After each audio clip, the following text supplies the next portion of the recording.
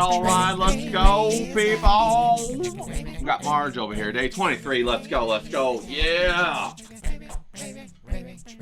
Well, did you notice anything? What's going on? Do you know anything going on here? I got sleeves. How about that? I got some sleeves on today. It's a little bit cool. We had thunderstorms going on last night. That was pretty fucking awesome. I'm sitting here and drawing in the middle of the night. All of a sudden, I hear it. Blah, blah, blah, blah, blah, blah, blah, blah, blah, blah, blah. So I was like, what the hell is that? Look outside. It's a bunch of thunder and lightning just rolling through. You know, desert thunderstorms are just very nice. Very, very nice. Love them, love them, love them. And they are fantastic.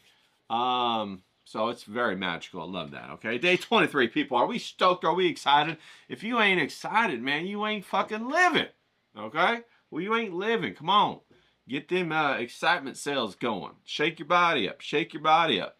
You know, don't get in that groove. Get out of that groove, people. Get yourself a good new groove. You know, we like that around here. Now, today's day 23, so let's check in with you real quick. Are you stoked? Are you excited? Get excited, okay? Increase your excitement. Get that vibration going on inside of you so much that you're going to transmit that electricity to other people like you shock them when you go touch them, okay? When they get inside your 6-foot bubble, you know what the 6-foot bubble is, right? The 6-foot bubble is your sphere of influence. Stick out your hands, okay? Like this. Stick them out, your arms. That's 6 feet. Now, if you're short, probably not, but you probably might have a little bit less of a bubble. 6 feet, okay, people? Now, anybody comes into that 6 feet social bubble, they're coming in the bubble to talk to you, okay? That's when you can fucking shock them, all right? You don't, I mean, not touch them, just the energy of who you are, okay? Reaches out there and gets them a nice little shock, and it can elevate them, it can take them down, it can influence them, okay? So influence people, get excited, let your excitement fill up and overflow, okay? That's what we're talking about. That's what we want today. Because out of that comes creation, comes creativity. Out of creativity comes a transformation of your life. That's how it works. I didn't make the rules, I just observe them, tell you about them, okay? You know, not all this, you know, mythical bullshit that they tell you how the world works, and then you spend your whole life doing it, putting them quarters in somebody else's little, you know, container, filling somebody else's pocket up with your quarters, with your time. Fuck that. Let's get your time. Let's get your life transformed. You know what I'm saying? Let's get my life transformed. That's what this is all about, you know? And as you transform your life, you know, the things that you thought you really wanted, you don't really want. You feel me? Because that stuff that you thought you really wanted when you first started out is programming. Programming from the society around you. You know, when you're a kid, you think, oh, I want to, you know, I want this sports car, or I want this big mansion, or that ain't it, bro. That ain't it. You want whatever it is that's going to enhance your lifestyle. That's going to elevate your lifestyle. That's going to make it fantastic, okay? I saw this video the other day, and I was just like, holy shit, all right? Let me tell you about it. It was this video in Colombia, all right? In the ocean of Colombia, everybody gets little boats, and they paddle out, and they're on little boats, and they're drinking, right? And some people have speedboats, whatever, and they load their boats up with alcohol, and they go out in the ocean there, right there on the right off the beach. I mean, you can stand in the water; it's up to here. And all the people that live there, all the locals, go out and they go crabbing, they go fishing, and they cook, and they get little canoes, and they go from speedboat to speedboat, from little yacht to little yacht, and they sell the freshest seafood I have ever seen in my life. And okay, it's doggone cheap. I ain't lying. It's cheap. And oftentimes they trade it for alcohol or whatever. Of course, if they're good and buzzed, I'm sure you get a little discount. But I gotta go there. I have to go there. I have to go there once with a couple of bros, a couple of hoes, you know what I'm saying, and get on one of them boats and just, what they do is they hire a local. He comes with the boat and he drives you around so you can get hammered and eat the best seafood in your life right there on the ocean with the water coming up to here if you want to get in the water. They have floating tables. I'm serious. I'll have to see if I can't find that link of that YouTube, and I'll put it down in the description if I can find it. But I was like, yo, this is it. Okay? Now, in order to get there, it didn't require a mansion. Didn't require a sports car. It didn't require a job that took from you 100 hours a week. Didn't require none of that. All it required was a plane ticket and a little bit of money to get there and a couple of bros, couple of hoes to get out there and experience that. And I tell you, that is a memory that will stay with you for the rest of your life. Okay? That's what I'm talking about. Don't get me wrong. I am not one of these people that says, poverty, live in poverty and experience the world. That is not me at all. No. But I am a person that doesn't practice frivolity. Instead, I buy the tools for my life. I buy the best tools, right? If it's a camera or it's a lens or it's a paintbrush, Rosemary's paintbrushes all the way from England. Okay? I buy the best ones. But I buy the things that I know are going to impact my life and enhance the creation that I'm pouring through myself, right? I don't just go, oh, wow, Kanye's got new Yeezys. Let me go buy a $600, $700 pair of Yeezys. Oh, wow, they say, Louis Vuitton is what you should be having, let me get one of these $900 belts, fuck that. Go get yourself a real deal leather belt, right? Real deal. With a real deal buckle. Probably going to cost you $100, $150 last you your entire life. I mean, I love that Saddleback Leather Company. I don't know if you guys know that about that company, but they're down in Texas on the border, and they make everything is real leather, full grain, the real deal. I love those guys, okay? That ain't some Louis Vuitton or, Dior or Chanel and all that kind of stuff. That ain't none of that. That's all illusion, fantasy, okay? Get the real deal stuff. The stuff that has inherent value, not the value of social hype. Fuck that shit, right? And don't let women lead you, because women get gaslit into this social hype stuff, and they have a natural tendency to want to be in a hierarchy, okay? And so they want whatever the hierarchy thinks is valuable, all right? Now, don't do that. Give them what's really valuable. I saw this other video about this couple, this man and this woman, and they lived their life sailing on a sailboat all around the world, okay? And they were down in French Polynesia. And they had two little kids with them. They must have been like 5 or 6. And they were sailing around. They had a big old sailboat, double hull sailboat. And then they had a little dinghy that goes in between the double hull. And they go out to the islands and they visit all the island people. Think about that. I'm sure the sailboat was expensive. But think about that experience that they're having. They're doing that, what is it? The Treasure Island thing. They're really doing that. The Gilligan's Island. They're really out there like pirates, experiencing the world, giving their children a unique experience, a learning situation, and treasure that they'll have for the rest of their life. I remember I read about that Kon-Tiki, the guy that sailed on a raft that he made of wood across the ocean. He was the first one to do it, like back in the 60s or something like that. And they just redid it again in the 2000. His son or grandson did it, and they sailed this little wood raft that they made like the ancient people made, and they put a little teepee or whatever on it, and they sailed it across the ocean, just on the current or the wind. I think it was just the current, and they filmed the whole thing. It was awesome, okay. And it took them 100 days or something like that to get all the way to Fiji, or I don't know where they went, Tavarua or Tahiti or something. But that's what I'm talking about, right? That's what I'm really talking about.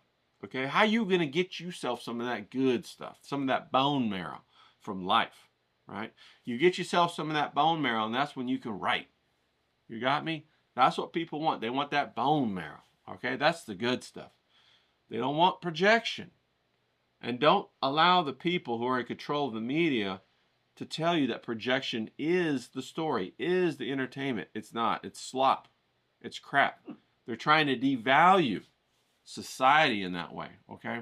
I had a really good talk with John Teeter last night, and we were talking about corruption versus creation, corruption versus creativity, and the impact of different things like AI upon it, and what art really is, and what creation really is, and how it's really a conversation between the artist and the source, and the artist acts more like a conduit of connection, you know, to channel that information and that experience. And the artwork that is created is actually a reflection or an echo of that conversation. Okay, so pretty deep stuff. And then we talked about the impact of AI upon that. And it was my view that AI is basically a desire to remove the artist from that conversation, to cut off the artist from that source. Now, the implication of this is it means that the artist no longer has influence upon society, because artists tend to be the tip of the spear when it comes to communication with the source. And then through them comes a lot of information that allows other people to go through the portal and connect to the source through them, or get primed to do it, and they influence all of society. Okay?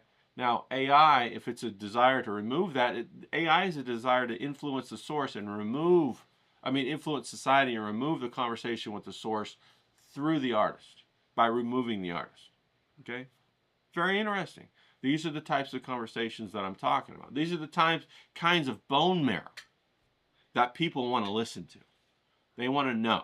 Okay? Everybody wants to know. If you can pique their curiosity, everybody wants to know. Okay? The only people who aren't curious are the ones that are beaten down, and they're locked into the slavery of their life, and they're believing lies. Okay, so that's what an artist is for, to liberate the slaves. Okay, in the mind, people. Okay, so are you excited? Are you stoked? Check in with yourself. Are you stoked?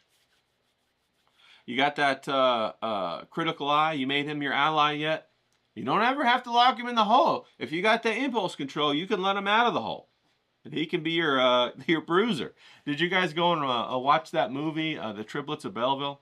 I thought it was fantastic. Okay, I really love that movie. So go check it out. It's the link for the whole entire movie for free is in the description of my last video. Go check that out. Okay, go watch it. All right. And I watched. I stumbled across Space King last night, and I watched 3 episodes of that. The cartoon, a self-funding cartoon, fantastic, hilarious, based upon men when they were boys and the hierarchy of their group. It's pretty interesting.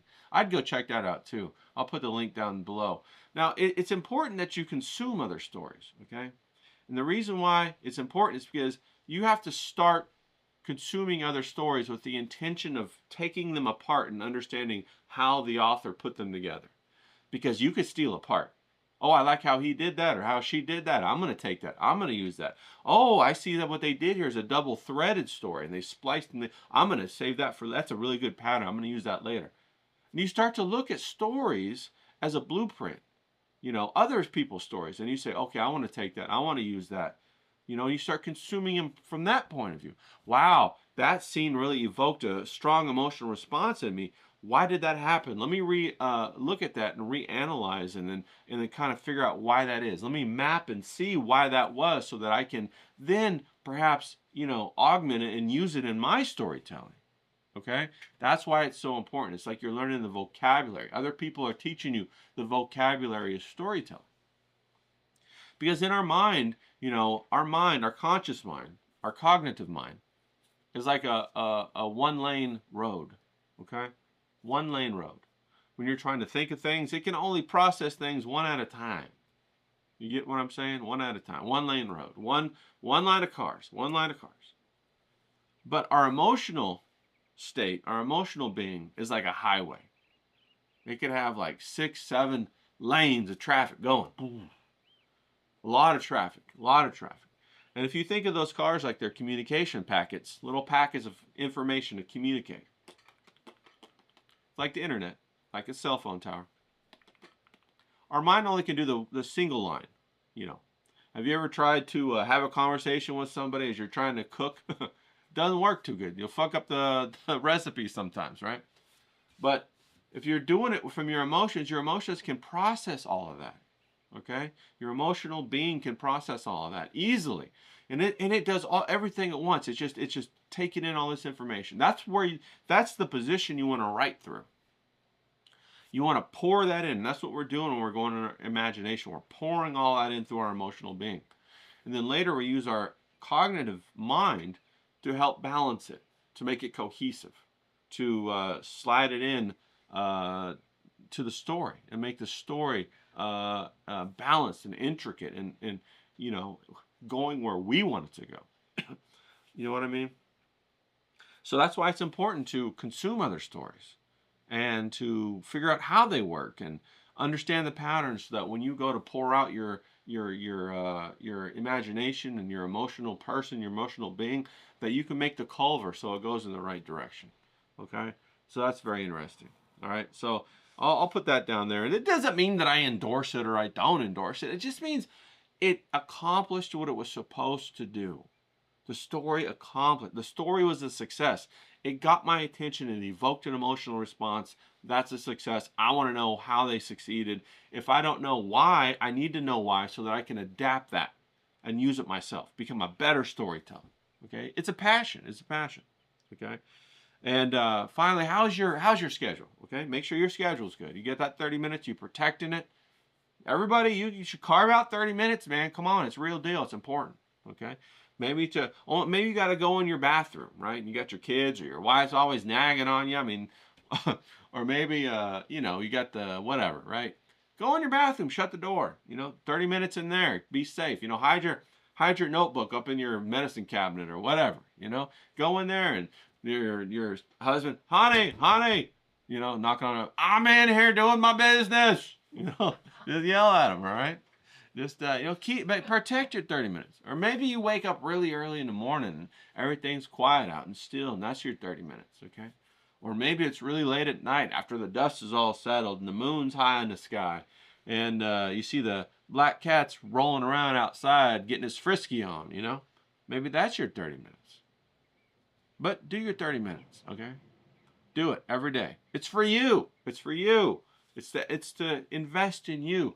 After these 30 days, you know, you'll see what that investment yields. And that should make you excited.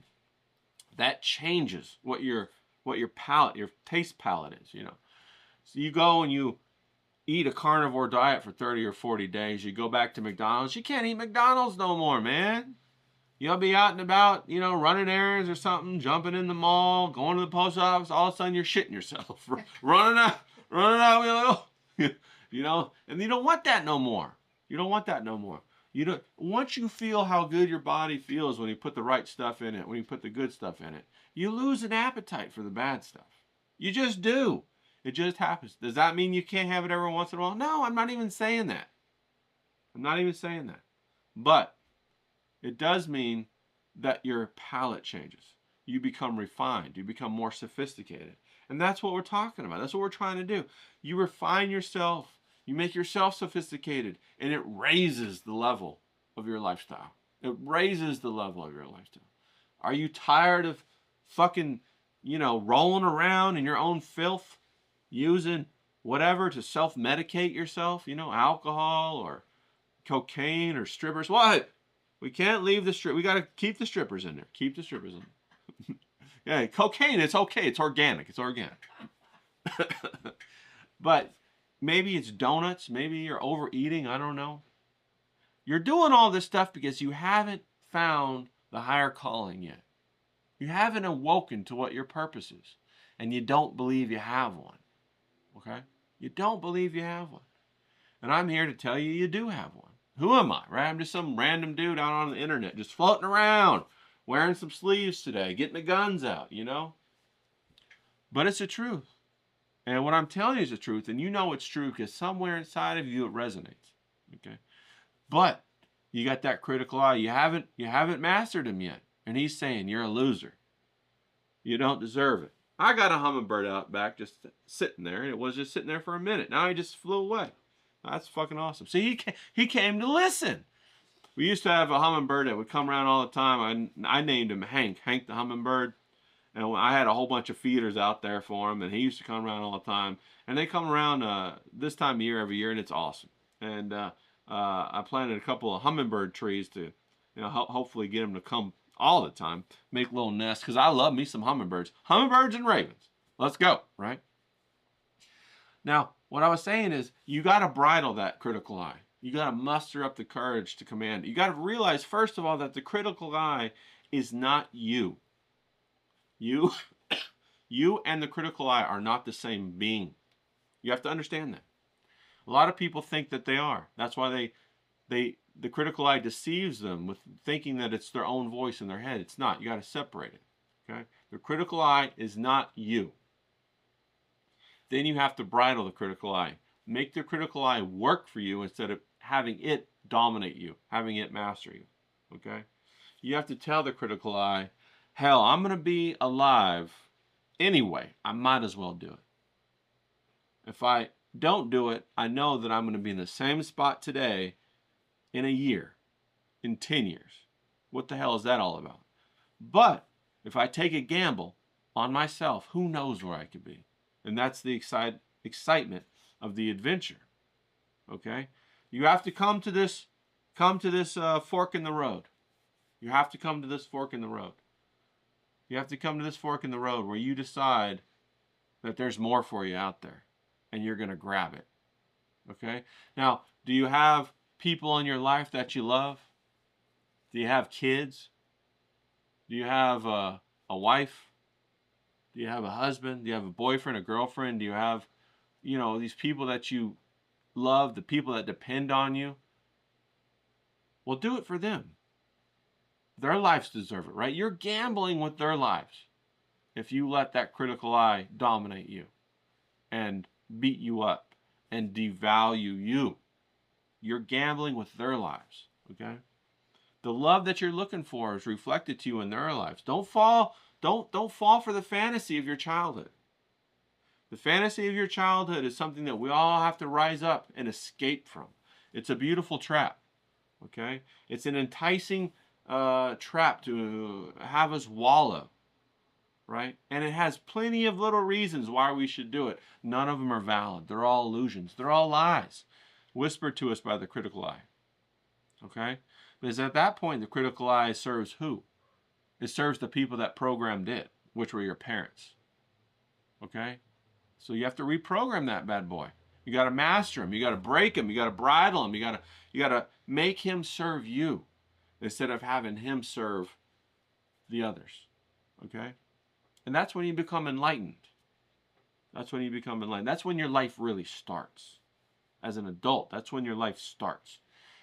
They say that, and this is the truth, they say that the strategies we use to survive our childhood are the same things that destroy us in adulthood. Think about that. That's huge. That's heavy, motherfucker. I'll say it again. The strategies that we use to survive our childhood are the same things that destroy us in adulthood. So you got to reprogram yourself. Okay? That's what writing's all about. Creativity and writing, any form of creativity, is a process to straighten us out. That's the whole point of it. The whole point of it. Whether you're an artist or a sculptor, a woodworker, a sushi chef, a mechanic, a bricklayer, a chainsaw worker. It's all just the same thing, and it will lead us in the same path of wisdom to straighten us out, to rise up our 33 vertebrae. There's that number, 33, to straighten our vertebrae up and have us stand tall as the adults that we are, as the full, complete people that we are, okay? We unify ourselves in authenticity, and we walk forward in power and in strength. And in our right hand, we reach up and we get that weapon, that when we connect to the source, that we can bring that weapon down on those people around us that we have to make flee. Okay, we can also wield that weapon as a tool to raise our lives. Creativity, okay? It brings with it a lot of tools, okay, to make our life exciting and worth living. Make your life exciting and worth living. That's why it's so serious, okay? It's a paradox wrapped up inside of a parable and a truth bomb that we have to unpack. And the whole purpose of the reason why we have to unpack it is because it changes us as we unpack it, right? It's an alchemical process, okay? It's a process that changes us. Through going through the process, we learn things. Our palate is refined. We are refined, all right, as people, okay? So consume those stories so that you can go forward, okay? Now I got off on a rant there. I got to come back and check my notes real quick, okay? So you got the Space Kings. All right. Now, we're still in the time where we're doing a little bit of announcement action, okay? So we got another conversation going on today with James, and so that's going to be a lot of fun. We're going to talk about some fun stuff about England, about what's going on in society. That'll be pretty interesting. I'm looking forward to that. That's going to be at 4 p.m. Pacific Standard Time, okay? Right after I finish doing this business, I'm going to go make the thumbnail for it and make it and all that kind of stuff. You got me, right? You got me, okay? Then I wanted to talk briefly about what we're going to do in our next 30-day challenge. We're going to paint outside, people. So, start thinking about that. Start thinking about painting outside. Now, I'm going to use oil paint, okay? I have an easel. I have all that stuff. I'm going to share it all with you. Don't worry about it. If you want to do oil paint and easel and all that, hell yeah, let's go. If you want to do watercolor, do that. If you don't want to go outside, but you want to do it from the comfort of your home, no problem. That's what we're going to do. I'll show you a little tabletop easel you can use, or I'll show you, you can just use your sketchbook and prop it up. You know what I'm saying? We'll talk about that. You know, whatever level that you want to get immersed into, it's going to be there for you. I'm telling you that right now. It's going to be a fun 30 days, okay? It's new for me because I got to figure out how to film outside. How am I going to get all, what's this show going to look like when I take it outside? What the hell are we doing? Can I sit here and ramble on for 26 minutes like I have been? Or what are we going to do? You know, that's what I'm going to talk about. That's what I'm going to figure out, okay? So be thinking about what is it that you would like to draw with or paint with. Hell, you can even just do it pen and ink, you know, and just do the landscape or with a pencil or with the inside of your house. But we're going to talk about it. We're going to have fun with it. We're going to get it going, okay? Now, to conclude our 30-day challenge, currently we're doing that writing challenge, okay? Now, if you join the Discord, you go in the writing room, okay, when you submit something for the competition, there's a tag in there. And the tag says competition entry. Put that tag on your piece of writing that you want to have judged, and that's how we're going to do that. It's in the writing room. And if you have questions, you know, send me a DM on X or whatever. You know, I'm always ready to chit-chat, okay? And but the 7-day competition starts today, okay? Starts today. You can go in there. You can upload it if you want.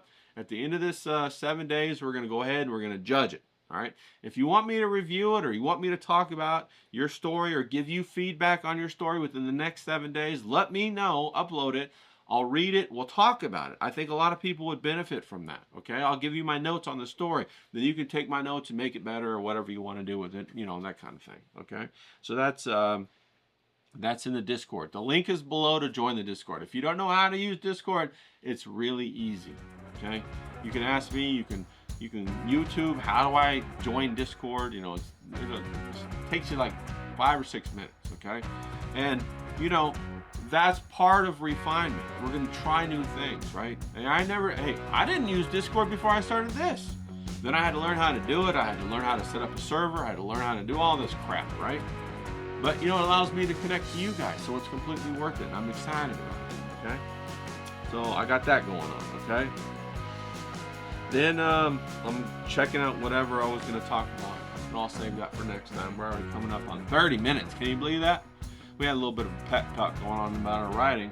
There's so much to discuss about writing because writing is life. It's your life. And it's a lot like people saying, well, how do you live your life? I don't know. There's 8 billion ways to live your life. There's 8 billion people on the planet that are right now living their life. So there's 8 billion ways. That's why it's so important that you connect with yourself, right? That you understand what you're excited about. Because what you're excited about is what's going to navigate you through this world. Okay? Follow your excitement, follow your passion, your true desire. That's going to help you navigate. Okay? Make that happen. So, get stoked today, people. Get out there, get excited, and kick some ass. Let's go.